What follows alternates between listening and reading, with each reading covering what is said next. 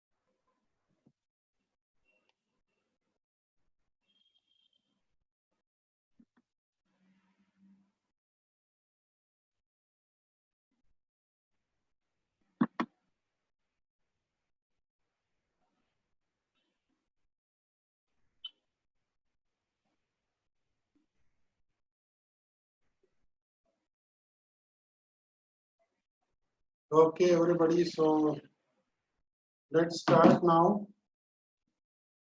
I hope काफी लोग आ चुके हैं. तो मैं स्टार्ट कर देता हूँ.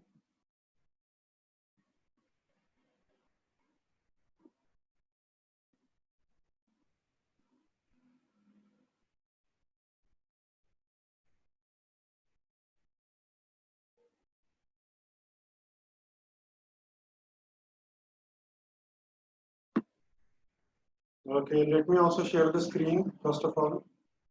एक्चुअली लास्ट टाइम वाला ही थोड़ा रिवाइज करके मैं कुछ और चीजें आज आपको बताने वाला हूँ which are mostly theoretical in nature, लेकिन उसका इम्प्लीमेंटेशन कहाँ पे कैसे होता है वो भी मैं उसमें दिखाऊंगा थोड़ा सा आपको. तो let me share the screen first of all. Just share only the my part.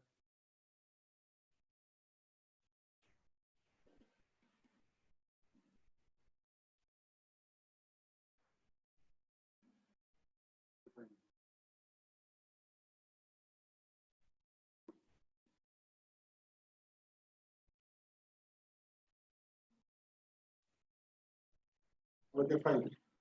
So still people are joining.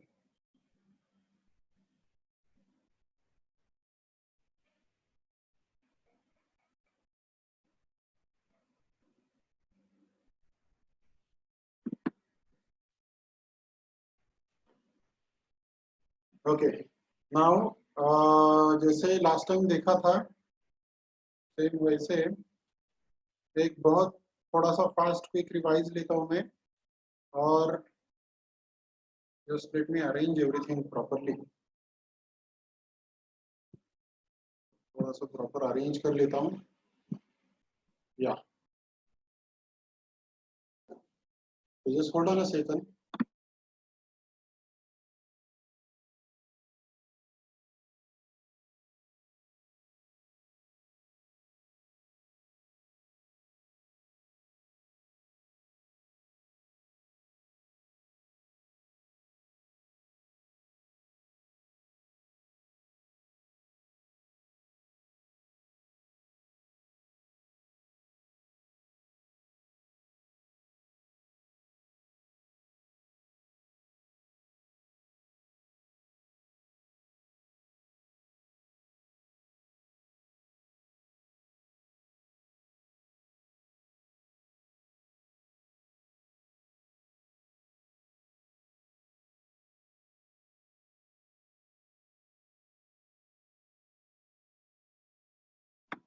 Okay so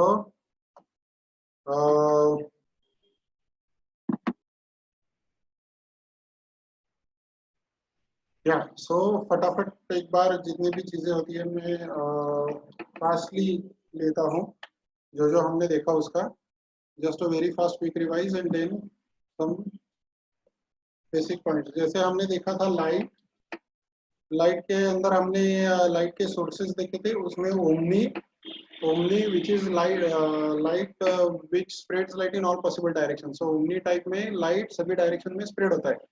okay so that is omni. फिर उसके बाद ओमनी के बाद हमने देखा था डायरेक्शनल, उसके बाद स्पॉटलाइट। डायरेक्शनल लाइट में लाइट रेस पैरेलल होती है एक दूसरे से। स्पॉटलाइट ये कार का हेडलाइट या टॉर्च की तरह होता है। ओके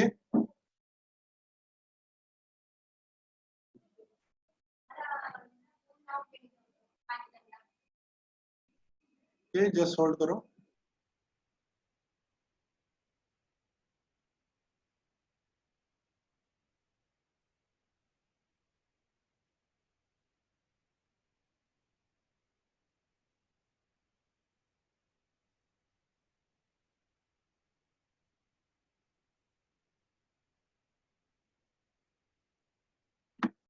तो ये देखा था स्पॉटलाइट का। दूसरा फिर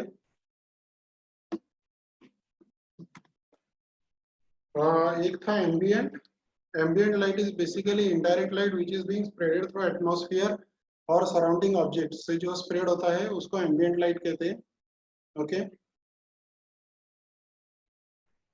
सो ये एक मैंने बताया था। फिर मैंने बताया था lumen. Lumen is the intensity of light. Light की इंटेंसिटी मेजर करनी है तो ल्यूमेन यानी एलएम में मेजर होता है। उसके बाद मैंने बताया था candela. Candela is lights intensity in a particular direction. एक सिंगल डायरेक्शन में जो लाइट की इंटेंसिटी होती है उसको हम कैंडेला कहते हैं।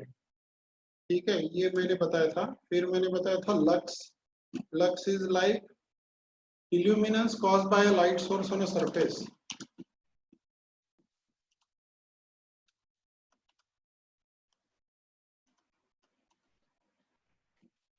Illuminance caused by a light source on a surface. So surface property की वजह से भी ये अफेक्ट होता है। ठीक है तो सरफेस प्रॉपर्टी में जैसे कि अगर कोई सरफेस ज्यादा लाइट एब्सॉर्ब कर रहा है और थोड़ा लाइट रिफ्लेक्ट कर रहा है तो उसका लक्स कम होगा, और कोई सरफेस अगर कम लाइट को एब्सॉर्ब कर रहा है और ज्यादा लाइट को रिफ्लेक्ट कर रहा है तो उसका लक्स ज्यादा होगा। ठीक है तो that comes under lux. Okay अभी बच्चे ज्वाइन हो रहे हैं इसलिए मुझे बीच बीच में रुकना पड़ रहा है क्योंकि वेटिंग रूम में बहुत सारे बच्चे जा रहे हैं। ओके तो ये मैंने एक बताया था। उसके बाद मैंने केल्विन एक बताया था आपको। Kelvin is also called as colour temperature. उसको कलर टेम्परेचर कहते हैं। Okay colour temperature is like whenever you heat any object तो वो लाइट एमिट करना शुरू कर देता है। जैसे मैंने मेटल रॉड का एग्जांपल दिया था आपको कि मेटल रॉड को गर्म किया तो वो पहले लाल होता है फिर धीरे धीरे ऑरेंज और येलो ऐसे उसके कलर चेंज होते जाएंगे। ये कुछ बेसिक ऐसे ही जेनरिक कंसेप्ट मैंने बताए थे। फिर थ्री पॉइंट लाइटिंग का भी एक जेनरिक कंसेप्ट भी मैंने आपको बताया था कि जिसमें थ्री पॉइंट यानी तीन तरह के लाइट्स, ये ऐसा मैंने बताया था आपको, तीन जगह से आया हुआ लाइट। तो तीन जगह यानी कौन सी थे, तीन टाइप के लाइट्स, नॉट तीन जगह से, तीन टाइप के लाइट्स, तीनों का फंक्शन अलग अलग है, तीनों का यूजफुलनेस अलग अलग होता है। ओके, सबसे पहले जो आता है की लाइट। की लाइट ये मेन लाइट है जिसके अंदर हमें सारे ऑब्जेक्ट दिखाई देते हैं। की लाइट के अंदर हमें सारे ऑब्जेक्ट्स दिखाई देते हैं, दैट इज कॉल्ड एज की लाइट। अभी ये स्क्रीन पे एक्चुअली मेरा वो अपडेट नहीं हुआ है इसलिए वो वाइट दिख रहा है। Okay, it's I don't know, kind of hang, ये थोड़ा सा mostly temporary issue.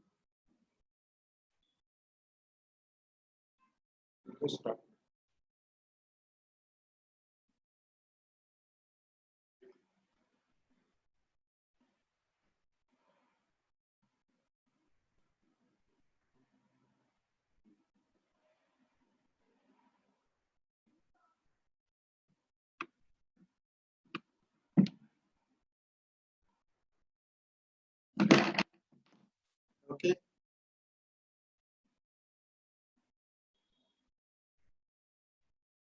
it is taking too long, very long to open.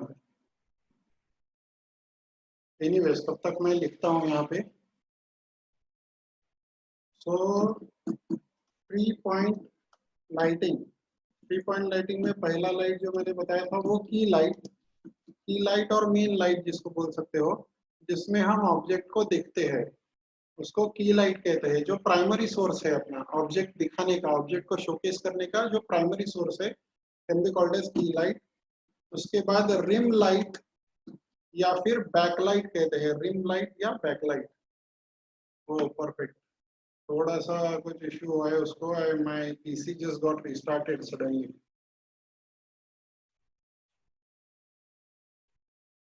Okay sorry guys, एक 5 मिनट आपको बस थोड़ा सा बेयर करना पड़ेगा, मेरा अनफॉर्चुनेटली एकदम से पीसी रिस्टार्ट हुआ है। ओके,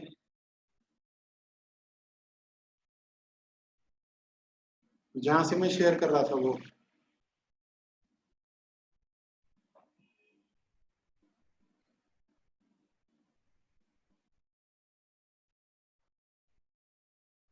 एनीवेज मैं दूसरा शेयर करता हूँ तब तक।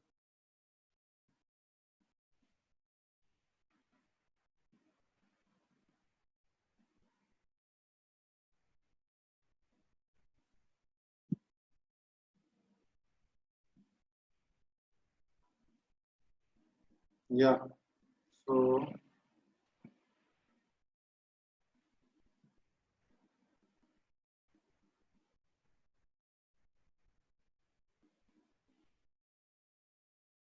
Okay, are you able to see the screen? मैंने दूसरा स्क्रीन शेयर किया है from the other machine, are you able to see that?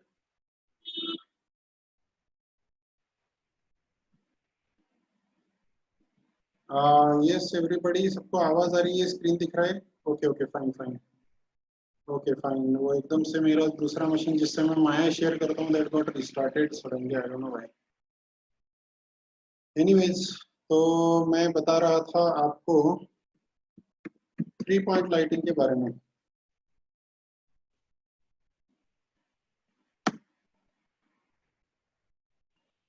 सो उसमें सबसे पहला मैंने बताया था दैट इज की लाइट और द मेन लाइट, जिसमें हम ऑब्जेक्ट को दिखाते हैं। दूसरा जो आता है वो रिम लाइट या बैक लाइट, रिम और बैक लाइट कहते हैं इसको।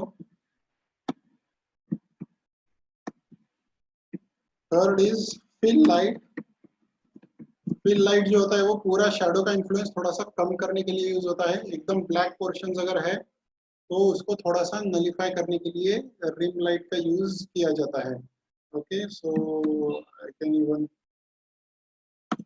show you the same from the maps again because I had saved those images, लेकिन वो थोड़ा issue आया उसको। So like 3 point lighting, is like 3 types of lights. Okay, so this was the image, मैंने net से लिया था. So की लाइट यूजुअली कहाँ पे होता है, जो मैंने बताया कि अगर ये सब्जेक्ट है और उसके सामने ये कैमरा है तो उससे 30 to 45 डिग्रीज आइदर राइट और left. Usually it's what is recommended, it's not hard and fast rule. Okay, generally दिखाने के लिए वैसे यूज होता है. और यहाँ पे भी ये भी इमेज देखो. सो की लाइट कैसा है कि 30 to 45 डिग्रीज लेफ्ट में है और थोड़ा सा ऊपर भी है. तो यहाँ पे भी देखो 45 डिग्रीज का एंगल है. If you are able to see the screen, यहाँ पर भी हॉरिजॉन्टल लाइन से ऊपर 45 डिग्रीज का एंगल है. So this is the perfect image I believe. इसमें एंगल वाइज भी दिया हुआ है, ऐसा कोई हार्ड एंड फास्ट रूल नहीं है. ओके. और बैकलाइट, फील लाइट, एक आप ऐसा बोल सकते हो कि अप्रोक्सीमेटली वो 120 डिग्रीज पे है. जैसे फैन के जो ब्लेड्स होते हैं 120 डिग्रीज पे होते हैं, सिमिलर टू दैट. ओके, तो अप्रोक्सीमेट वो उस तरीके से है, ऐसा बोल सकते हो आप. ठीक है. उसके बाद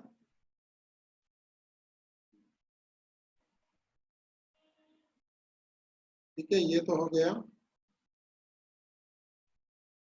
नाउ थोड़ा सा कुछ और चीजें मैं बताता हूँ. जैसे कि एक सबसे इम्पोर्टेंट बात होती है जब आप 3D में काम करते हो.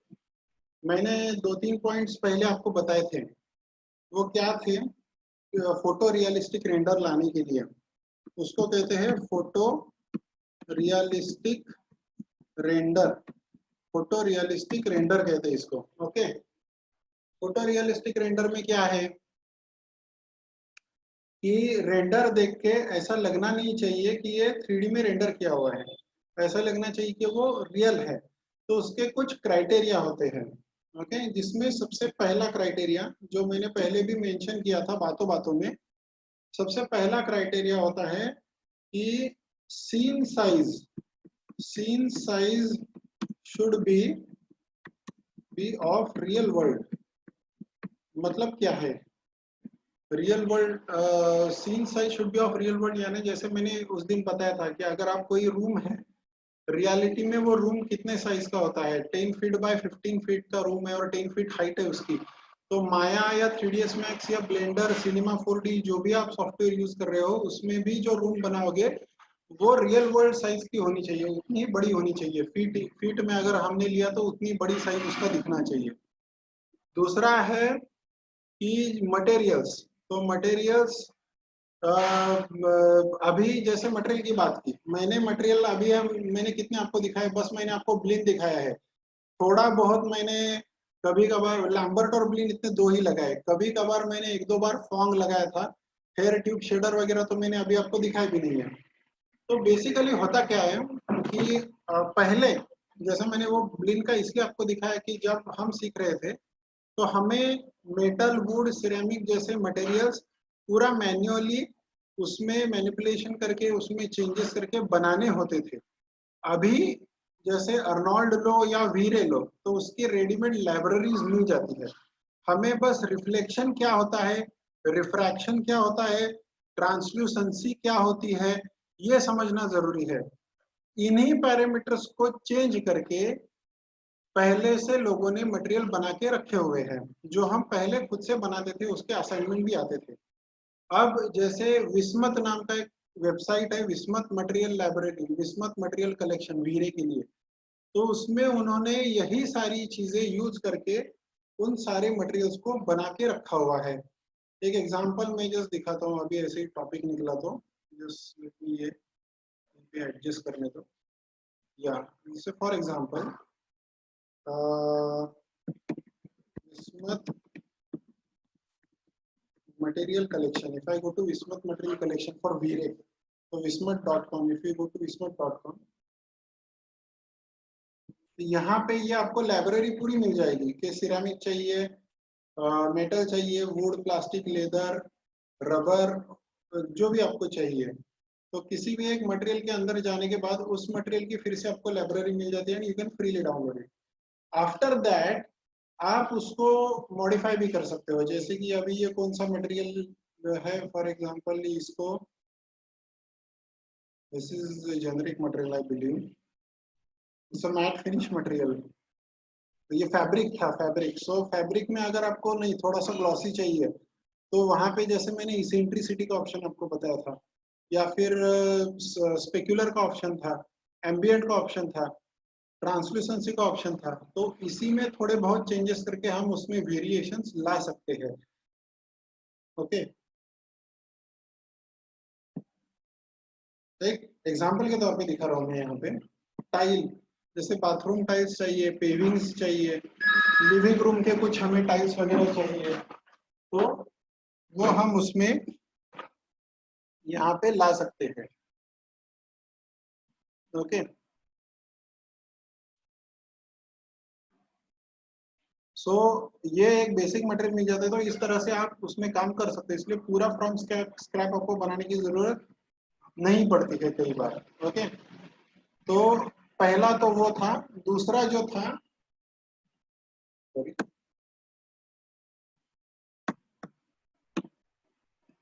वो था कि प्रॉपर मटेरियल, ठीक है। तीसरा जो होता है वो होता है एग्जैक्ट बोलो या फिर एग्जैक्ट और अप्रोप्रिएट लाइट विथ यूनिट्स, यानी वो ल्यूमेन में कितना ल्यूमेन का होना चाहिए। इंटीरियर लाइट है, मैं एलईडी लैंप लगा रहा हूँ तो वो कितने ल्यूमेन का होता है। 5 वाट का सिस्का एलईडी का 450 ल्यूमेन का होता है। ये अभी मुझे वो प्रोजेक्ट्स पे काम कर करके समझ में आया। हाँ पंकज, आप वो कंटिन्यू ही होगा, आप जस्ट अटेंड करो, वो उसमें आ जाएगा, रिपीट हो जाएगा ऑटोमेटिक। तो ये 3 पैरामीटर्स की बात कर रहा था मैं, 3 नहीं और भी है पैरामीटर्स, उसी की बात कर रहे हैं हम आज। ये रियलिस्टिक दिखाने के लिए क्या क्या करना है। पहला तो था scene size should be of the real world. दूसरा है प्रॉपर मटेरियल, जिसमें मैंने अभी दिखाया कि कोई रेडीमेड मटेरियल लाइब्रेरी भी आप ले सकते हो, उसमें मॉडिफिकेशन कर सकते हो। तीसरा एग्जैक्ट और अप्रोप्रिएट लाइट्स विद यूनिट्स, जैसे मैंने अभी कहा कि अगर कोई भी सीन में, जैसे इंटीरियर डिजाइनर्स को भी मैं सिखाता हूँ, तो इंटीरियर डिजाइनर्स का फिक्स होता है कई बार कि कहाँ पे कौन सा यूज करना है। ओके, या just just hold on a second.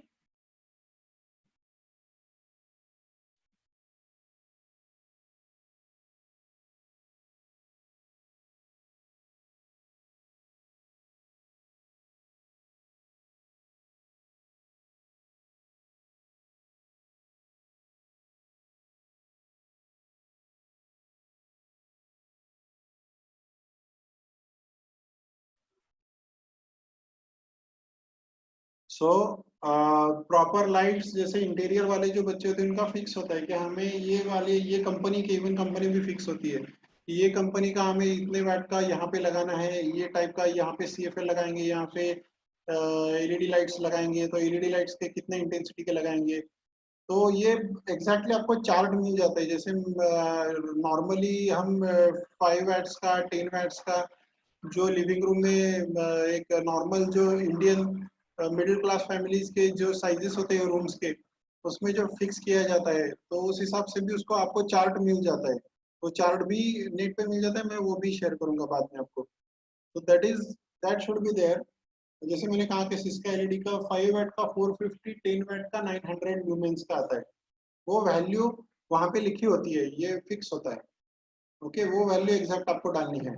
उसके बाद जिसकी बात हम आज करेंगे वो सबसे इंपॉर्टेंट है, वो है एक्सपोजर कंट्रोल।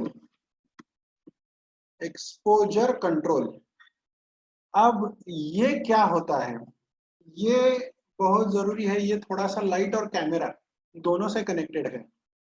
आप में से कोई फोटोग्राफी करता है, जो लाइक प्रोफेशनल या हॉबी, ऐसे कुछ भी, एनीबॉडी ऑफ यू?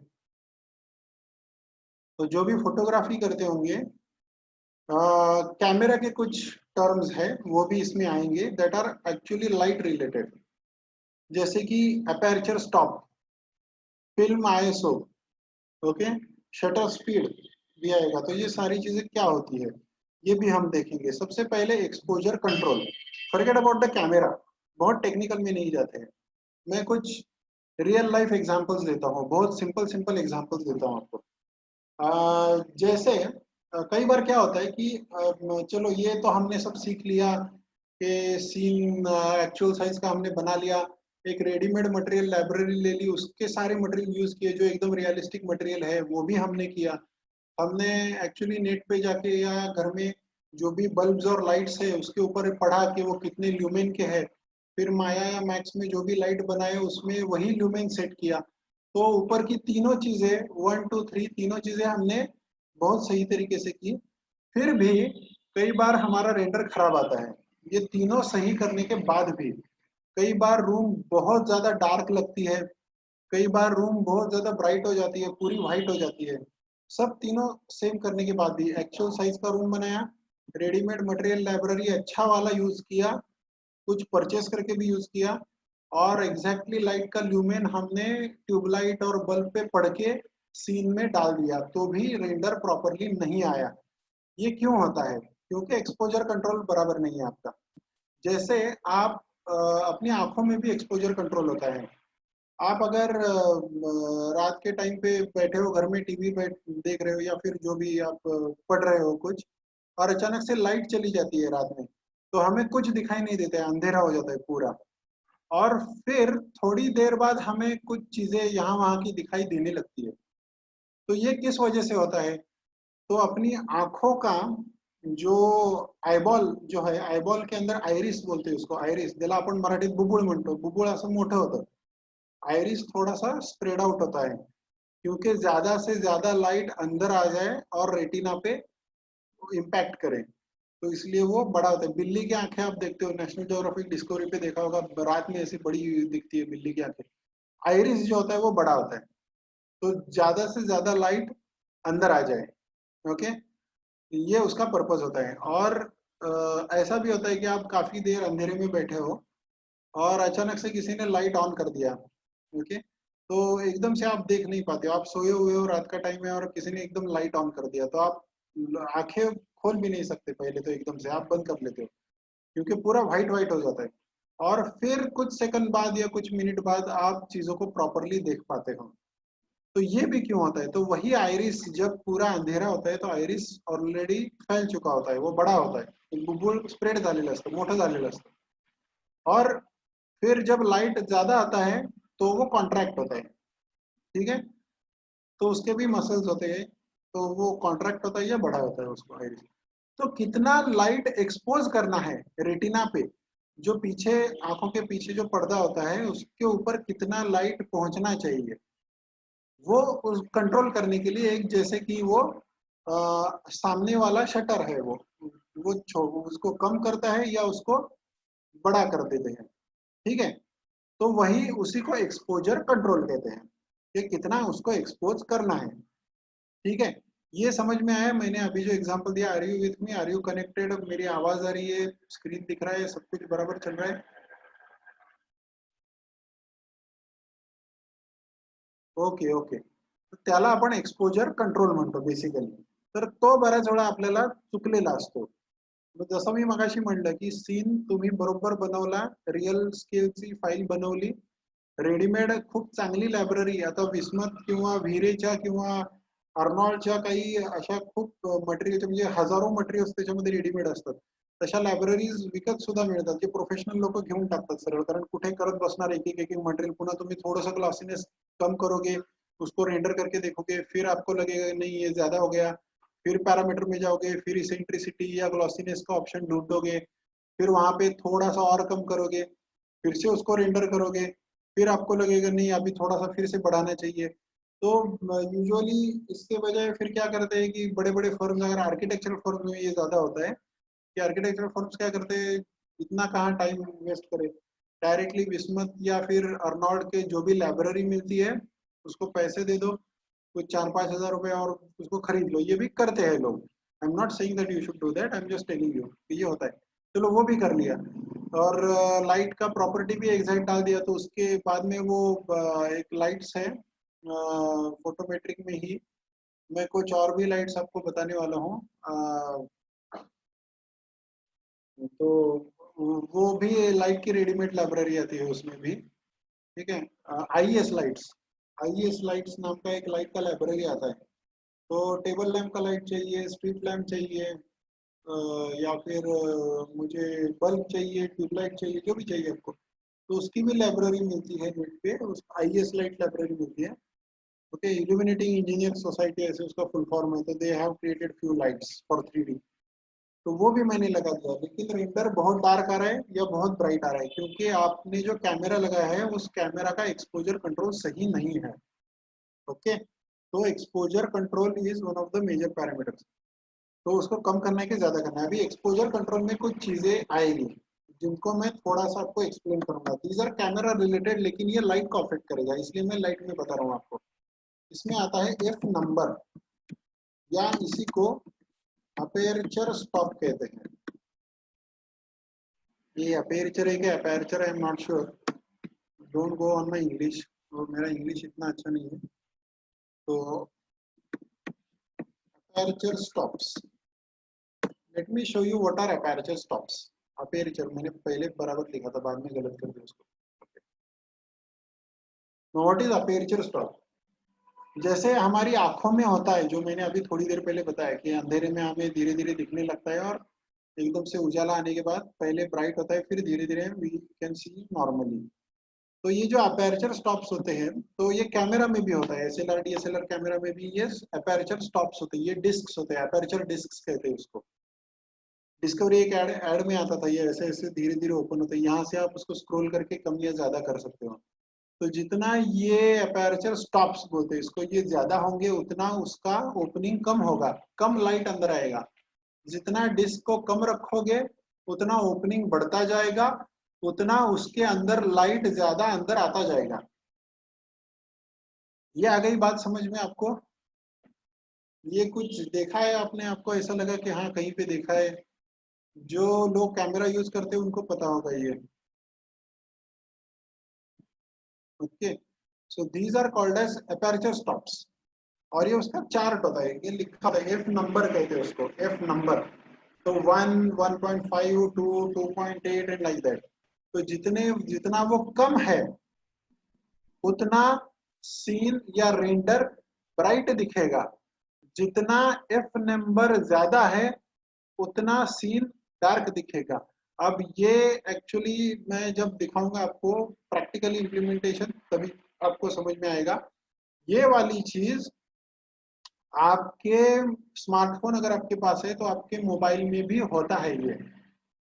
ओके, ये वाली चीज आपके मोबाइल में भी है। ये कहाँ पे है ये भी मैं दिखाऊंगा कल आपको, कि मोबाइल से अपर्चर स्टॉप्स, यही जो मैं अभी बता रहा हूँ ना, ये डिस्क होते हैं।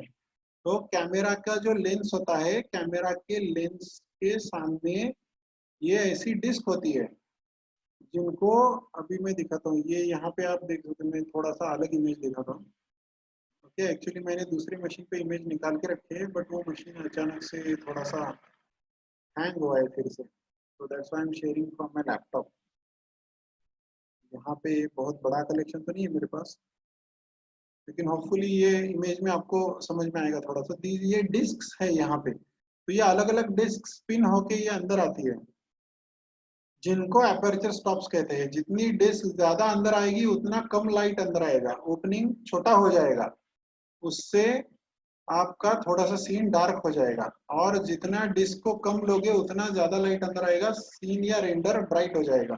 आपके कैमरा में भी ये ऑप्शन मैं बाद में आपको बताऊंगा ये कहाँ पे होता है। डीएसएलआर वीडियोग्राफी का हो सकता है, अगर मॉड्यूल वगैरह रहा तो उसमें भी आपको ये चीजें कवर हो जाएगी। तो बट इट इज रिलेटेड, मतलब एनिमेशन में भी यूज होता है और लाइव एक्शन में भी यूज होता है, तो ये दोनों में है। सॉफ्टवेयर में भी ये ऑप्शन होता है। Okay, so that is one part, उसको कहते हैं अपर्चर स्टॉप्स, एफ नंबर या अपर्चर स्टॉप्स। दूसरा आता है फिल्म आईएसओ। आप में से कोई करता है क्या फोटोग्राफी? आप इतने सारे बच्चे हो, डेफिनेटली कोई ना कोई तो करता होगा फोटोग्राफी। हाँ करते हैं तो बस बता दो, मैं I am not going to ask you any question. Okay, बस करते हो, मैं इतना ही बस पूछ रहा हूँ। या फाइन फाइन। तो ये आपको पता होगा कि एक्चुअल आपके पास कैमरा अगर है एसएलआर कैमरा, तो उसमें भी ये सारे ऑप्शंस होते हैं। या आफ्टर इफेक्ट्स में भी कैमरा यूज होता है, यस यस, सारे सॉफ्टवेयर में यूज होता है अभी। तो फिल्म आईएसओ क्या है? फिल्म आईएसओ को फिल्म सेंसिटिविटी कहते हैं। सेंसिटिविटी, ओके, आप जरा don't go on my English, वो थोड़ा सा आई am not sure whether I am writing right और नॉट। तो फिल्म सेंसिटिविटी मतलब क्या होता है, मैं थोड़ा सा आपको सिंपल लैंग्वेज में एक्सप्लेन करता हूँ। क्योंकि क्या हुआ कि ये चीजें हम कैमरा जब यूज करते हैं तो हमें पता होता है कि चलो ये आईएसओ इतना रखो, अपर्चर्स को चेंज करो, लेकिन हम ये क्यों कर रहे हैं और उससे ये ऐसा क्यों आ रहा है, ये थोड़ा समझने में आसानी हो, इसलिए मैं थोड़ा सा टेक्निकली आपको समझाता हूँ कि फिल्म सेंसिटिविटी क्या होती है और उससे क्या इम्पैक्ट आता है रेंडर में या बाकी चीजों में। आ, आपने अगर पुराने कैमरेज देखेंगे, एनालॉग कैमरा, बहुत पहले की बात नहीं करो, मतलब जब मैं छोटा था, ऑलमोस्ट 90s में, तो 93 94 की अगर बात करें तो ये ऐसे फिल्म का रोल आता था, कैमरा का रोल आता था, कैमरा में रोल डालते थे डिजिटल कैमरा से पहले।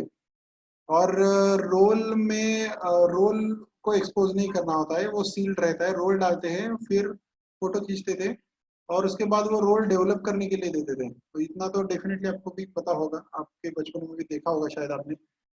तो रोल को डेवलप होता था वो रोल, उसके बाद डिजिटल कैमरे आ गए, तो जो भी डेटा है वो डिजिटली स्टोर होता है। या बहुत पहले जो फिल्म शूटिंग होता था वो भी जो कैमरे थे एनालॉग कैमरा कहते हैं उसको। ओके, या यूज किया भी है, निशाद बोल रहा हूँ। ओके, तो उसमें भी अलग अलग रील्स आती हैं, तो अब रील में भी टाइप्स होते हैं, तो इतना डिटेल में नहीं जाने की जरूरत। लेकिन उसमें टेक्नोलॉजी क्या होती है मैं बताता हूँ। तो वो जो रील होती है वो जैसा प्लास्टिक जैसा आपको मटेरियल दिखता है, वो प्लास्टिक जैसा ही होता है, वो प्लास्टिक ही होता है एक तरह का। और उसका लॉजिक क्या है, उस पर इमेज कैसे बनती है, तो उस प्लास्टिक के ऊपर एक मटेरियल लगा होता है, फोटो सेंसिटिव मटेरियल। तो फोटो सेंसिटिव मटेरियल के बहुत छोटे छोटे ग्रेन्स या पावडर, जिसको किसी ग्लू में, ज्याला डिंकामध्ये आपण असं म्हणू की खूप अशी बारीक पावडर केली आणि डिंकामध्ये हे करून ती त्याच्यावरती असं त्याला त्या सरफेसला लावलेली असते, त्या प्लास्टिकच्या सरफेसला।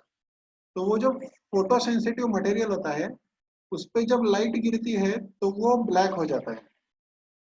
अब उस मटेरियल की जो सेंसिटिविटी है, यानी लाइट उस पर गिरने के बाद कितने टाइम में, with in fraction of second या 1 सेकंड या 5 सेकंड या 1 मिनट, कितने टाइम में उसका कलर चेंज होगा पार्टिकल का, ये डिपेंड होता है उस, इसको कहते हैं उसकी सेंसिटिविटी। अब जैसे कैमरा में बैकग्राउंड में वो फिल्म है और फोरग्राउंड में सामने की तरफ छोटा सा ओपनिंग है जिसको अपर्चर कहते हैं, जो हमने इससे पहले देखा है अपर्चर स्टॉप्स के, कितना लाइट अंदर लेना है, जैसे रेटिना पे हम लेते हैं।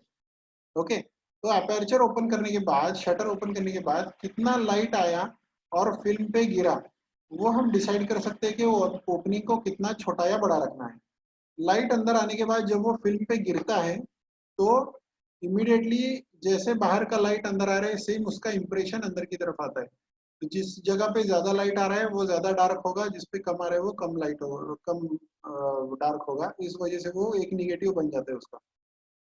ओके, तो ये इंप्रेशन क्रिएट होता है, तो ये कितना फास्ट इंप्रेशन क्रिएट होता है उसको कहते हैं फिल्म सेंसिटिविटी या फिल्म आईएसओ। सेम कंसेप्ट यहाँ पे भी आया है, अभी डिजिटल कैमराज में भी है। 3D कैमराज, जो 3D कैमराज यानी 3D सॉफ्टवेयर के कैमराज बोल रहा हूँ मैं, 3D not stereoscopy, 3D software के जो कैमरा है 3ds मैक्स, माया, तो इनमें भी ये चीज होती है फिल्म सेंसिटिविटी, हम यहाँ पे एडजस्ट कर सकते हैं फिल्म आईएसओ। इससे भी आपका रेंडर डार्क आ रहा है या ब्राइट आ रहा है ये अफेक्ट करता है। ओके, तो ये भी आपको चेंज करना बहुत ज्यादा जरूरी होता है। ठीक है, दूसरा इसके बाद लेंस। ओके, अब एक्चुअल फोटोग्राफी में क्या लेंस यूज होते हैं, कैसे होते हैं, वो थोड़ा सा अलग है।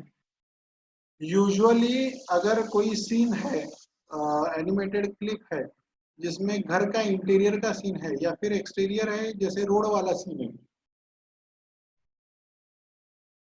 जिस पे कार जा रही है, लोग चल रहे हैं रोड से, या फिर एक normal middle class to upper middle class का हाउस है, 10x15, 10x10 फीट के रूम्स है, 10 फीट का हाइट है सीलिंग का, और बाथरूम उससे भी छोटा है बहुत ज्यादा। तो ऐसी जगह पे 35 टू 50 mm का लेंस यूज होता है। अब ये 3D सॉफ्टवेयर की मैं बात कर रहा हूँ, रियलिटी की बात नहीं कर रहा हूँ। ओके, 3D सॉफ्टवेयर में, माया में या मैक्स में। ओके, मेरा दूसरा मशीन भी स्टार्ट हो रहा है, तो होपफुली मैं उसमें भी आपको दिखा सकूंगा कि ये ऑप्शन कहाँ होता है माया में। ओके, तो 35 टू 50 mm का लेंस यूज होता है। ओके, और एक प्रॉपर्टी होती है फील्ड ऑफ व्यू, FOV, यानी फील्ड ऑफ व्यू। ये प्रैक्टिकली भी मैं आपको बताऊंगा, आपके कैमरा में भी कहाँ पे क्या सेटिंग्स होते हैं ये भी हम देखेंगे। ओके, तो मोबाइल से भी आप अगर आप फोटोशूट करना चाहते हो तो उसमें भी ऑप्शन कहाँ पे क्या आएंगे ये भी मैं जितना हो सके दिखाऊंगा। हर मोबाइल का अलग रहेगा, अगर आपके मोबाइल में हुआ तो अच्छी बात है। ठीक है, तो field of view, field of view क्या होता है?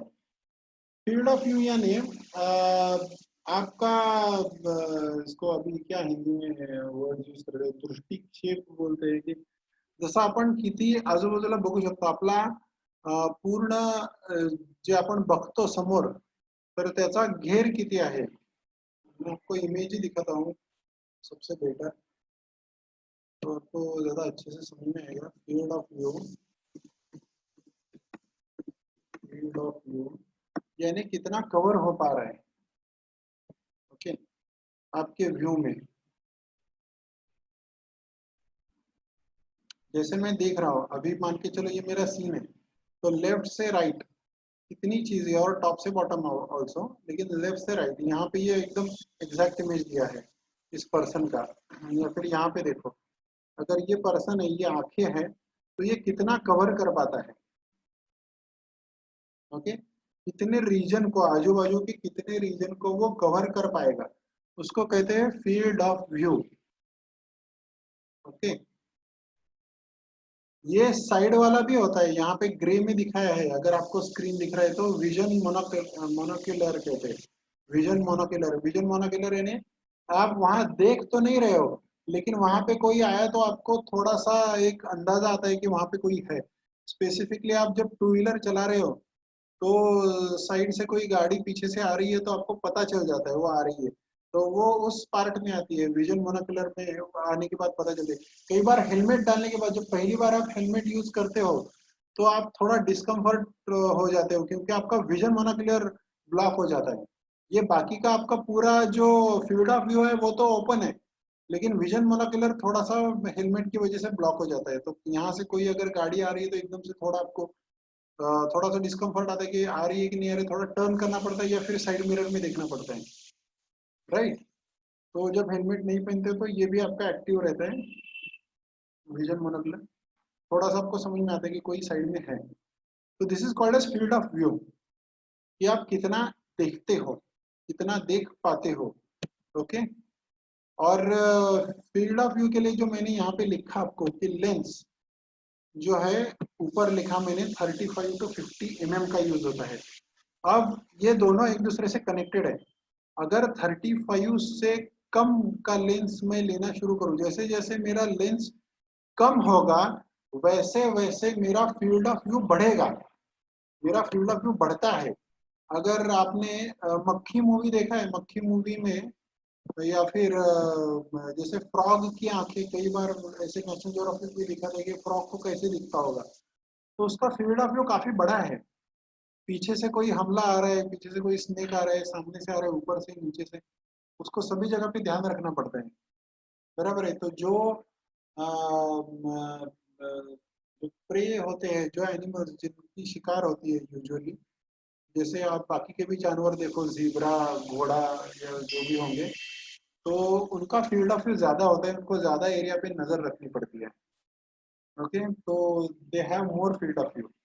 और जो ये कहते हैं, मतलब like the animals witch hunt, जो हंटिंग करते हैं उनका फील्ड ऑफ व्यू फोकस्ड होता है, उनको फोकस ज्यादा करना होता है एक जगह पे, तो उनका फील्ड ऑफ व्यू अलग होता है। ओके, तो ये फील्ड ऑफ व्यू कम करने के बाद डिस्टॉर्शन बढ़ता है। डिस्टॉर्शन यानी ये देखो, ये पर्टिकुलर इमेज जो मैंने ओपन किया है आपके सामने, यहाँ पे इसका बेस्ट एग्जांपल देता हूँ। जो डोर पे एक छोटा सा लेंस होता है, सेफ्टी लेंस, बाहर कोई आए तो देखने के लिए होता है, देखो मूवीज में भी दिखाते हैं, कई बार आपने देखा होगा, आपके घर पे नहीं है तो टीवी पे देखा होगा आपने, कि घर के बाहर कौन खड़ा है, किसने बेल बजाई, ये देखने के लिए छोटा सा लेंस होता है वहां पे। तो वो 35 mm से छोटा है देखो, तो वहां पे डिस्टॉर्शन ज्यादा है। बाहर जो बंदा खड़ा है वो ऐसा लगता है कि वो पोर्च बहुत बड़ा है ऐसे लगता है, और कोई बंदा खड़ा है तो ऐसा लगता है दूर खड़ा है। और अगर वो अपना फेस लेंस के नजदीक लाता है तो वो डिस्टॉर्ट हो जाता है, वो उसका फेस बहुत ज्यादा बड़ा दिखता है, तो वो डिस्टॉर्शन बढ़ता है। अगर 35 mm से अगर हम कम का लेंस लेते हैं तो डिस्टॉर्शन बढ़ता है, और जैसे जैसे लेंस बढ़ाएंगे हम 50 वाला लेंगे तो उसमें कम से कम डिस्टॉर्शन होगा। ह्यूमन आई जो इंसान की आंख होती है, उसके लिए ये रिकमेंडेड 35 to 50 mm का, तो एज ए ह्यूमन आई वो आया है। हमने एज ए कैमरा को कुछ लगाया ऐसे नहीं, एज ए ह्यूमन आई कितना आप फील्ड ऑफ व्यू ले सकते हो, तो वो 35 to 50 mm का रिकमेंडेड है। ठीक है, फिर again depending on the shots वो चेंज होगा थोड़ा सा। ये समझ में आ रहा है मैं क्या बोल रहा हूँ, क्या चल रहा है, हम कहाँ पे है, क्या हो रहा है?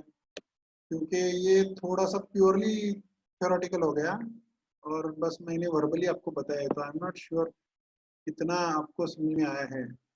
1% 2% भी आया तो भी ठीक है। तो ये एक दूसरे से कनेक्टेड है, लाइट से भी ये कनेक्टेड है कि हमें कितना ओपनिंग रखना है, एफ नंबर कितना रखना है, ताकि वो रेंडर कितना ब्राइटर और डार्क लगे। ओके, मैं जस्ट यहाँ पे वो मेरा सिस्टम अगेन ओपन हुआ है, तो I share you few thing, just hold on minute. फिर से उसको कनेक्ट कर लेता हूँ और आपको कुछ चीज़ें दिखा देता हूँ।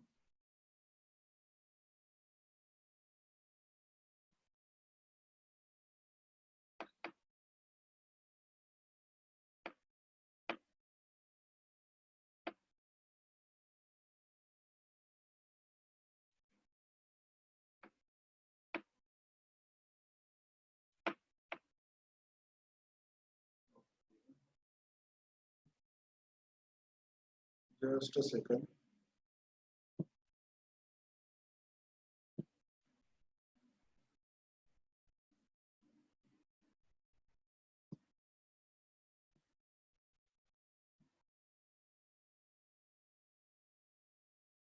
या ये शेयर में अभी 1 मिनट के लिए बंद करता हूँ।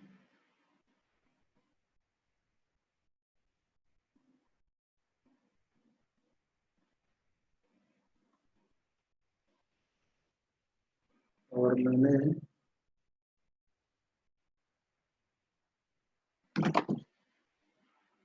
ये माया का एक स्क्रीन है, उसको शेयर किया है। यहाँ पे देखो, क्रिएट, क्रिएट में कैमरा भी होता है, और ये camera, camera and M, camera and M and आप ऐसे कुछ उसके टूल्स है कैमरा के, तो कोई भी ले सकते हो आप। इसमें कैमरा एंड एम लेता हूँ, चलो मैं, it is one and the same, you know. अब ये जो कैमरा है, तो कैमरा के जो ऑप्शन है इसमें ये सारी चीजें हैं। एंगल ऑफ व्यू, यहाँ पे एंगल ऑफ व्यू बोला है, फील्ड ऑफ व्यू बोलते हैं इसको। फोकल लेंथ 35 to 50 mm, जैसे मैंने कहा था वैसे। एक क्लिपिंग प्लेन नाम का एक ऑप्शन आता है, जो एक्चुअल रियल कैमरा में नहीं आता है, ये सिर्फ डिजिटल कैमरा में आता है। डिजिटल मतलब ये, सॉरी, डिजिटल मतलब ये मैं बोल रहा था कि सॉफ्टवेयर वाले माया मैक्स वाले कैमरा के अंदर ये ऑप्शन आता है। एक्चुअल डिजिटल कैमरास में, रियल कैमरास में ये नहीं होता है ऑप्शन। फिर ये यहाँ पे बाकी की भी चीजें हैं camera related, like lens is already there, gate projection, उसका एक, ये एस्पेक्ट रेशो कितने बाय कितने का फ्रेम होना चाहिए वगैरह वगैरह, बहुत सारे ऑप्शन आते हैं इसमें। Okay, and other options are also there, ये सारे उसके टेक्निकल ऑप्शंस आते हैं के अंदर। Okay, display option and all that, तो ये बहुत सारे ऑप्शंस है एक के अंदर एक, जिसमें बाद में एक एक करके हम जाएंगे, अभी के लिए नहीं है वो। तो वो सारी चीजें इसमें सेट कर सकते हो आप। ठीक है,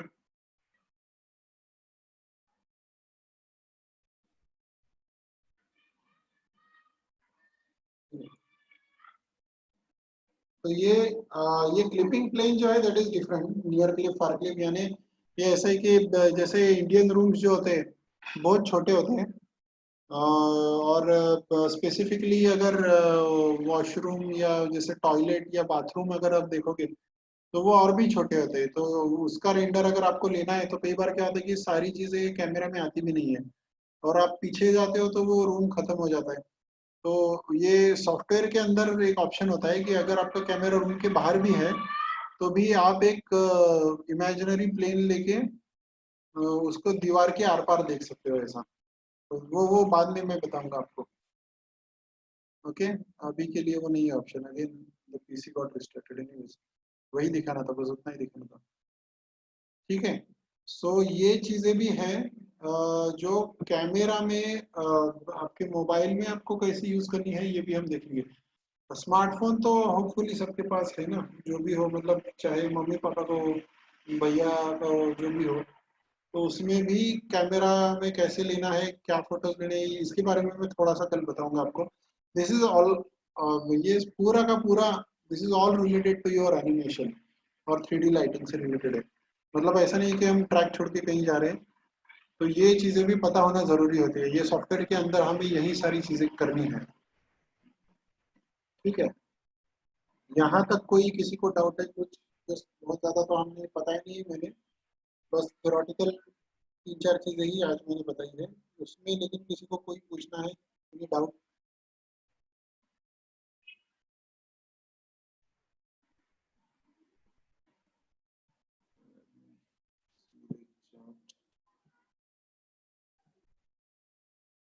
ओके,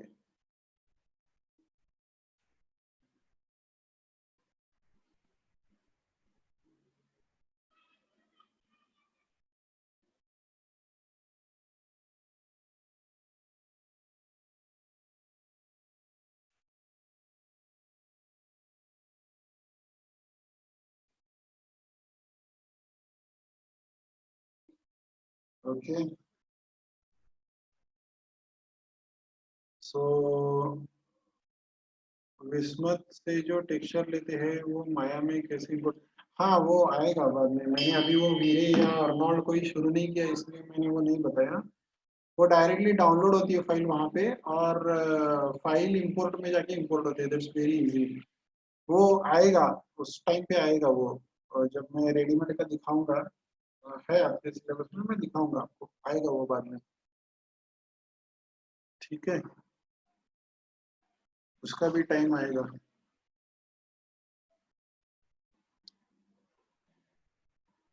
मैनुअल प्रीसेट वैल्यूज कहाँ पे अवेलेबल हो सकते हैं मटेरियल्स के? प्रीसेट वैल्यू देखो, जो हमने किया था ना, थोड़ा सा मैंने कम किया, थोड़ा ज्यादा किया, आप अपना भी लाइब्रेरी बना सकते हो। फॉर एग्जांपल आपने किसी दिन आपने एक रूम का लाइटिंग किया और उसके बाद उसमें अलग अलग मटेरियल लेके खुद से R&D कर करके थोड़ा सा प्लास्टिक बनाया, एक ग्लॉसी, थोड़ा सा कम ग्लॉसी, और हर मटेरियल की अलग से फाइल आपने सेव कर दी, उसको नाम देके, तो वो आपकी खुद की लाइब्रेरी बन जाती है। और वो ही सारे फाइल्स आप बाद में इंटरनेट पे आप डाल सकते हो कि दिस इज लाइक अनुभव मटेरियल कलेक्शन ऑफ वीरे, ऐसे करके आप डाल सकते हो, so that other people can use it. उसको बस डाउनलोड करके इंपोर्ट करना होता है, तो वो सेम मटेरियल लोगों को भी मिल जाता है यूज करने के लिए। तो लाइक जो पैरामीटर्स थे, डिफ्यूज, ट्रांसलूसेंसी, ट्रांसपेरेंसी, इन्हीं को कर सकते हैं, इन्हीं को आप चेंज करके मटेरियल्स बनाने होते हैं। ये करके रखा है, लाइक मैं बाद में वो भी दिखाऊंगा कि विस्मत मटेरियल कलेक्शन से समझो हमने कोई मटेरियल लिया है, उसको जब एडिट करने जाते हैं तब आपको समझ में आएगा अरे ये तो सेम ही ऑप्शन है जो हम पहले से यूज कर रहे थे।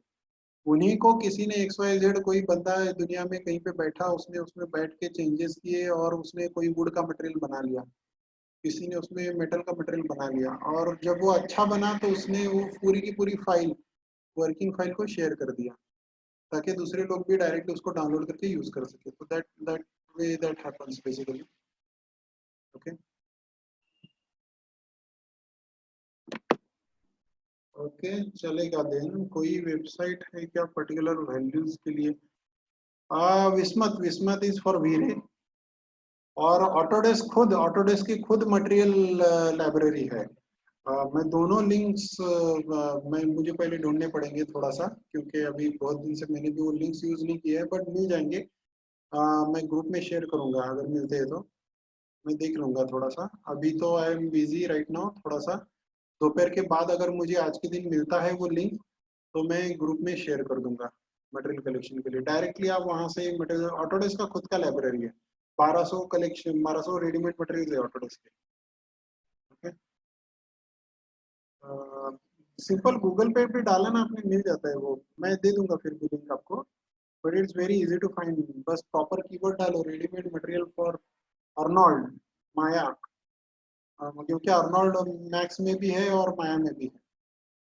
तो ऐसे डाला तो उसके भी लिंक आते हैं बहुत सारे, एक के नीचे बहुत सारी वेबसाइट्स है। ओके, तो ऑटोडेस्क के पास सबसे ज्यादा मटेरियल कलेक्शन है। अगर वो लिंक मिला तो मैं आपको दे दूंगा। हाँ, अभी जो है ना, जैसे मैं बता रहा हूँ दिव्या, वो तो मैं कल पहले मोबाइल में कैसे फोटोग्राफ, मोबाइल में फोटो निकालना है, तो ये एक्सपोजर कंट्रोल के ऑप्शन कहाँ पे है वो दिखाऊंगा। फिर जो एक्सरसाइज की बात मैं 3-4 दिन से कर रहा था, कि सुबह से शाम तक आपको फोटो निकालने थे कि लाइट की इंटेंसिटी और शैडो का सॉफ्टनेस और हार्डनेस चेक करना है। वो वाली प्रैक्टिस पहले आपको करनी है, जिसके लिए आपको कंप्यूटर की भी जरूरत नहीं है। तो प्रैक्टिस बिल्कुल करनी है अपने को, लेकिन जो अपने पास अवेलेबल है उसको लेके पहले प्रैक्टिस करनी है। ठीक है, तो मैं पहले कल आपको कुछ दिखाऊंगा मोबाइल में कि कैसे किया जाता है, तो फिर इसके बाद you try on your own, जो भी आपके पास मोबाइल अवेलेबल है उस पे। और वो सुबह से लेके शाम को क्या क्या फोटोग्राफी करनी है, कैसे करनी है। बाद में मैं इवन कैमरा एंगल्स के बारे में बताऊंगा कि ये सॉरी काउबॉय शॉट क्या होता है, क्लोज शॉट, एक्सट्रीम क्लोजअप, ये सारी चीजें। ठीक है, तो वो तो आपको मोबाइल से पहले प्रैक्टिस करनी है उसकी। ओके बच्चों, चलेगा तो मैं अभी इस मीटिंग को एंड करता हूँ, हम कल मिल रहे हैं फिर। ठीक है, have a nice day then, bye bye.